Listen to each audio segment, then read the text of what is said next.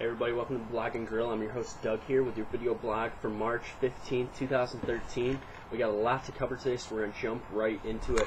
The Big East Tournament tonight has their semifinals. I will post a link to an article I wrote about how good the semifinal matchups are, so I'm just going to get right into those. First game, 7 o'clock, Syracuse versus Georgetown, a rematch. It's the third time these teams have played this year. Georgetown has won both games in convincing fashion, playing very strong defense. First game up at the Dome, Otto Porter Jr. had 33 points. Really solidified him as the Big East Player of the Year. Syracuse coming off two good games in the Big East Tournament, beating Seton Hall convincingly, and then yesterday playing a tight game against Pittsburgh. Look for Syracuse to come out, try and get James Sutherland established early, as Sutherland in the tournament thus far is 12 of 15 from behind the arc. He scored 20 points in both games, and he's really looking to solidify himself as the leader of this team. Also, Brandon Church is going to have to be involved, Michael Carter-Williams. They're going to have to try and get everybody involved early, get up a little bit, and when they get up, not to force shots, just to keep working their offense, running their offense. I think it'll be interesting to see how Georgetown responds to the 2-3 zone. Yesterday, the 2-3 zone was very active, forced a lot of turnovers, and they played very well in the 2-3 zone. Really cut off the inside pass, so if they can keep Georgetown out of the lane as well today, I think they'll play well. Georgetown might come out man-to-man, might come out zone. We saw them last time play man-to-man, stifle Syracuse. The time before they played a lot of zone. Syracuse couldn't do anything, so it'll be interesting. I think Syracuse will win this game and get over the hump, beat Georgetown, and maybe solidify themselves as a 4 or maybe a low 4, high 3 seed, maybe right in that range. We'll have to see what happens there. The second game, Notre Dame and Louisville, a rematch of the 5 overtime game earlier on in the year. Last night, though, against Villanova, we saw stifling defense by Louisville. The full-court press was magnificent. They forced a lot of turnovers, a lot of contact. Didn't get a whole lot of fouls called on them, so they just played really well. Also, we got to watch out for Pat Connaughton of Notre Dame. He's been shooting the ball almost as good as James Sutherland. They've been playing great in their whacked-out colored uniforms. We saw some lime green ones last night. The night before, they were white. So just really important for Notre Dame to come out and establish the 3-ball and establish Jack Cooley in the middle against Gorgui Dieng. Maybe get Dieng in foul trouble, and then Louisville can struggle, and maybe Notre Dame can get by him. Either way, I think Louisville is going to win the game, matching up Syracuse and Louisville in your Big East final, with Syracuse getting over the hump and winning the last Big East tournament. Not because I'm a Syracuse fan, but I think that's what will happen. All right, on to some controversial issues in sports. Yesterday, of course, we saw the Charlotte and Richmond game in the A10 first round. Just a lot of weird stuff going on there. We had a foul. Instead of shooting a 3-ball, then we had a technical foul. Then we had a foul called on a shot. There was a 3-pointer, 2 technicals, and the game just ended in the referee's hands. You never want to see this. I think the referees handled it badly. Derek Williams should not have been called for the foul on Willie Carton, and he only got called for it because he reacted. It was a dead ball, so he got the dead ball technical. I think the referees really took this game out of the players' hands, and that is not what you want to see. I would hope these refs would be suspended for the rest of this tournament, and you will not see them in the NCAA tournament. So that is what I hope to see. Other issue, Kobe versus Dahntay Jones. Dahntay Jones, of course, playing defense on Kobe the other night. It was a 2-point game late. Kobe went for a fadeaway with about 3 seconds left. Faded away, allegedly kicked his leg out to hit Dahntay Jones. Jones slipped his foot under Kobe before he came down. Kobe hit his foot and rolled his ankle out indefinitely with a sprained ankle. I don't think we've really heard anything on Kobe yet for today. Yeah, Kobe's a game-time decision tonight with an ankle injury, of course. But Dahntay Jones, I don't think it was dirty. Him and Kobe do have a history. I don't think it was dirty. I don't think Dahntay Jones really knows what he's doing out there. He's not an established player, and I think we're only talking about this because it is the Black Mamba, Kobe Bryant. Look for Kobe maybe to get a little reprimanded from the league after saying he can't wait to get revenge. He'll probably just say he was going to drop 50 on him next time out. But we could still see some reprimanding going on in there.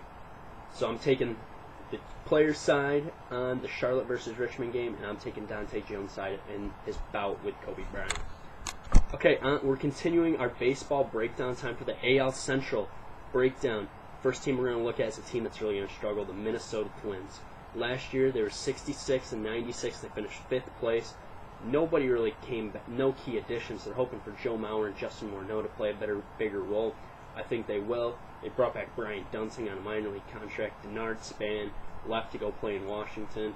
So I think they're going to struggle again. I don't see any improvement in their win total. And I don't think they'll lose anymore because you really can't lose anymore, or you're just a terrible team. All right, the team that finished fourth in that division, the Cleveland Indians, just 2 games better. They were 68 and 94. I see this team improving big time. Let's just go down through their key additions. Michael Bourne, Daisuke Matsuzaka, Mike Aviles, Jeremy Hermina, Matt Capps, Nick Swisher, Scott Kazmir, and the big-time decision, bringing Terry Francona in as their manager. I think they'll be a lot better. I'm looking at them to have between a 15 to 20 game increase in their wins this coming season.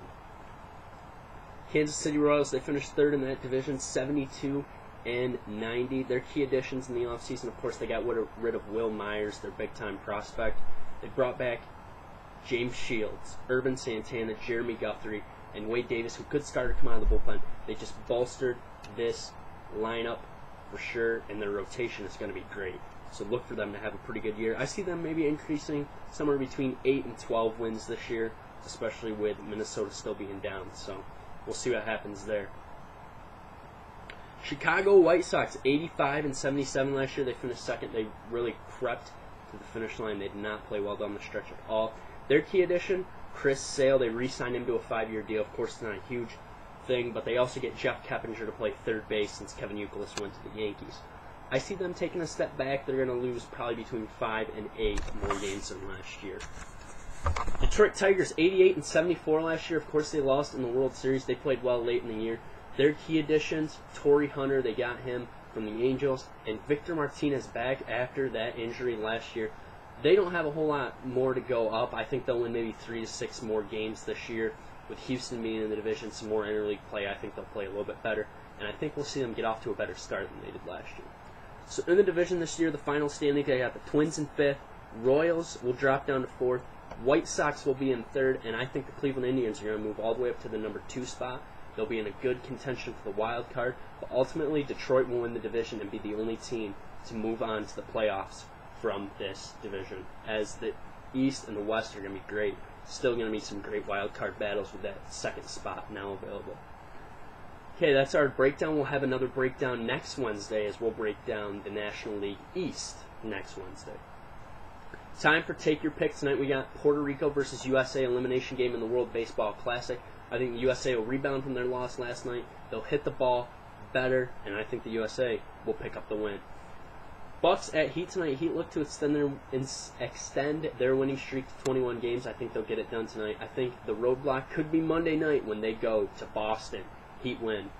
NASCAR at Bristol this weekend. A little bit of an underdog, I would think. I'm picking Dale Jr. Last week I picked right with Matt Kenseth. I'm going Dale Jr. this week. I think Jr.'s going to run well. He might not lead the most laps. Kyle Busch might, but I think it's going to come down to Dale Jr. and Kyle Busch, and Dale Jr. will get it done. And now the overall number 1 seed for the NCAA tournament. I can't really pick it yet because I'm not positive what's going to happen conference tournament-wise. But I'm going to pick Duke if Duke wins their conference tournament. If Duke does not win their conference tournament, Gonzaga will take the number 1 overall seed and likely play out west, which will be great for them. Now just some other random announcements. We are now over 1,000 views. It is great. I'm so happy to be a part of this. And just a quick look ahead. Monday I'm going to break down the 2 regionals. 2 of the regionals, probably the East and the West, or the East and the Midwest. And then Wednesday I'll break down the other 2, hoping to get a big bracket in here. Going to work on it this weekend, make it up nice for everybody. Tuesday I'm going live on James Bridges' podcast, JB Smooth. I will post a link to that Tuesday night. That's going to be on around 11. It's on Stitcher Radio, James Bridges' podcast, sports podcast. I'll be on there live. It's going to be a lot of fun. And also I'm setting up a bracket pool right now in my Facebook group. If you want to be a part of the group, look for Doug's Blog and Grill on the ESPN Tournament Challenge app or on your desktop. Just look it up, Tournament Challenge. The password is Humpback Whale. If you have any questions, you can message me. But that's all I got for you tonight. Hope you guys enjoyed the blog. I'll be back on Monday, of course, hopefully with the big bracket. I'll post a link up for the YouTube video in a little bit. Hope you guys enjoyed it. Check me out. Leave me a comment. Subscribe to me. Ask me a question. I'll answer it right here live. And make sure you get into that bracket pool before Wednesday. Thanks for tuning in. See ya.